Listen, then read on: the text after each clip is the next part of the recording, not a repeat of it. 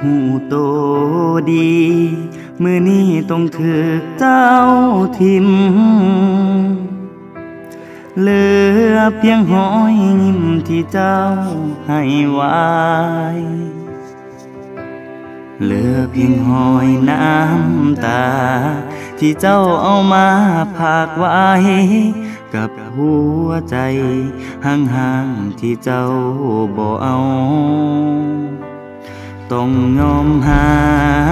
ความจริงที่มันเป็นไปในเมื่อหัวใจของเจ้าบ่มี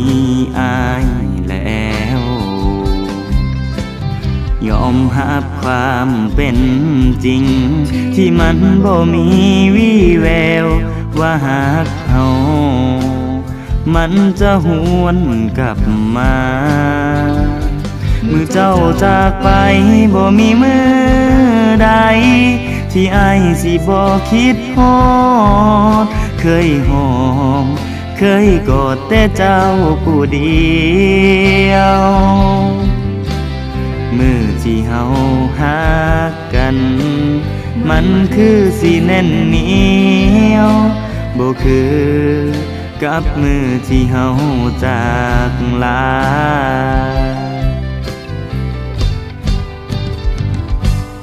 ถึงวันนี้เจ้าสิบ่หวนมาอยากให้ฮู้ว่าอ้ายยังท่าน้องเสมอถึงเจ้ามีคนใหม่แต่ใจอ้ายฮักน้องอยู่เด้ออยากได้เจออยากบอกว่ายังคิดฮอด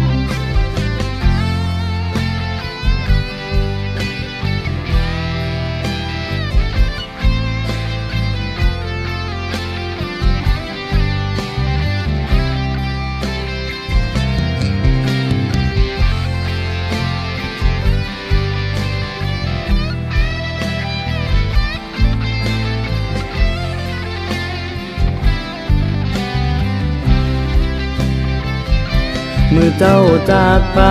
บ่มีมือใดที่อ้ายสิบ่คิดฮอดเคยหอมเคยกอดแต่เจ้าผู้เดียวมือที่เฮาหักกันมันคือสิแน่นเหนียวบ่คือกับมือที่เฮาจากลา